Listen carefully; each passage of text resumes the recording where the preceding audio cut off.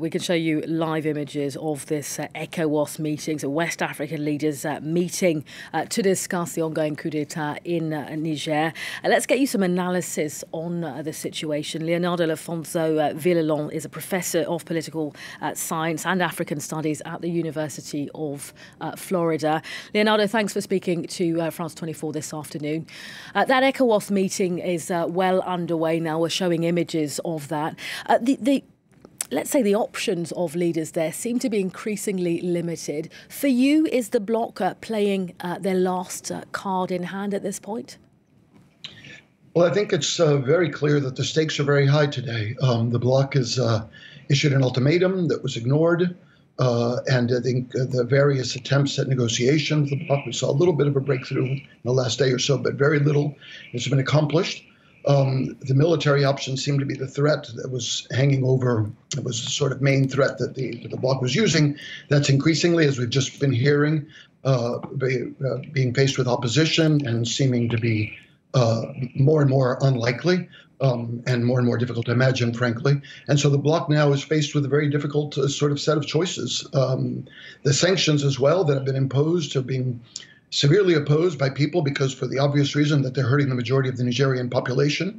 And so the options seem to be quite restricted. And I think a diplomatic breakthrough of some sort is the best we can hope for. I mean, you remember last week, Leonardo, when we were watching this ultimatum, the deadline arrive, which was Sunday evening, and a lot of talk about military intervention was there. We're seeing that diminishing. What do you put that down to? Is it an understanding of just how costly such an intervention on many fronts would ultimately be? I think so. I think that's a large part of it. I mean, it's an increasing realization. The idea at first, perhaps, of something that looked like a surgical strike, a quick reaction that somehow managed to save President Bazoum and restore him, seemed at least vaguely possible in the early days of the coup. But increasingly that seems unlikely. And of course, we've seen mobilization inside Nigeria, as we've just been hearing. The Senate and especially the governors of the northern states that border with Niger have expressed strong reservations about the implications for Nigeria. President Tinubu has been the main, I think, spokesperson pushing for the possibility of military intervention or keeping it on the table. And so I think those options have been increasingly foreclosed.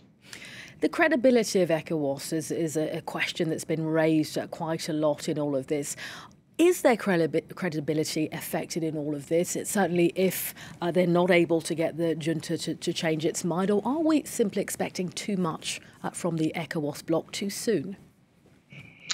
Well, I think it's obviously an organization of that sort faces enormous challenges in trying to find a common voice, given the diversity of countries, the diversity of political regimes. And so ECOWAS is very divided at the moment. Obviously, some member states have been suspended, et cetera. But I think it's the appropriate forum for these discussions to be taking place. And I think it's a good thing that it's happening in the region. Is obviously not a unified voice, but maybe that's too much to hope for. Maybe what we need to hope for is exactly what's happening today, a forum in which different voices can be heard, and where, as I understand it, for the first time, a representative of the junta in Niger is going to be present to participate in this discussion. And so at least it's a forum within which some diplomatic discussions can take place. Leonardo, it won't have escaped you that the backdrop to all of this is that the junta in Niger has announced a new government today. 21 ministers have been appointed. Presumably this points to them wanting to extend their stay at the head of the country? Yes, I think they're clearly moving forward and assuming that they're there to stay and that they're going to move forward. And they've named governors, they've named the prime minister, they've named the new government. And I think the junta is increasingly trying to present the world with a fait accompli, that they are in fact running the country and that they are in fact have established a government. And so it becomes something that they can present and accept, ask the rest of the world to just have to accept it and figure out how to deal with it. I mean, is your view that the longer that they remain in power, the more normalised it becomes, and ultimately this fait accompli that you're talking about is more of a reality? I think so. I think that's true in general. The sort of reality on the ground, once things have been sort of normalized in the sense that they've gone on for a while, time is clearly on their side.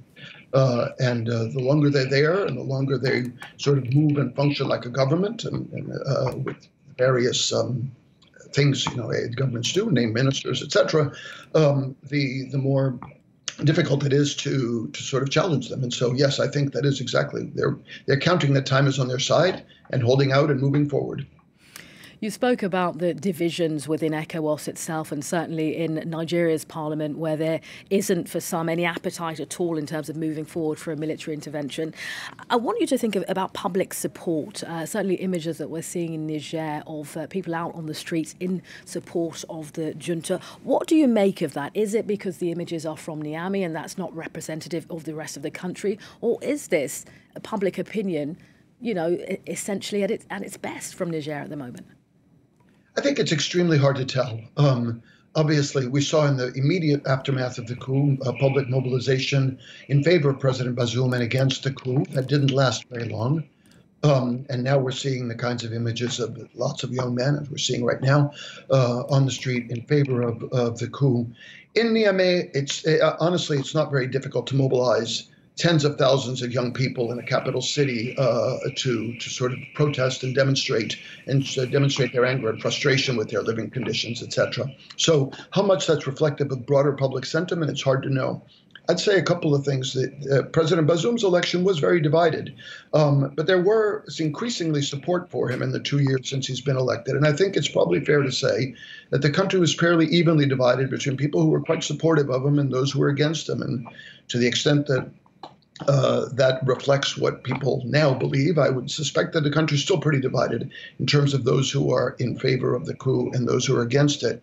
I do think that it is much more difficult for anti-coup demonstrators to organize and to mobilize in Niamey today, and for obvious reasons, they should be cautious. The military's in charge, and it's a military junta that's in charge.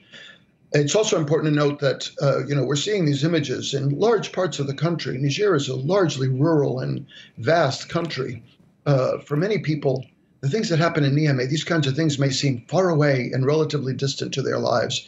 And the impact's going to be felt in the longer term in terms of what kinds of governance changes might or might not occur for the better or for the worse in terms of being able to make a difference for delivering state services to people, for improving people's lives in some way, shape or form.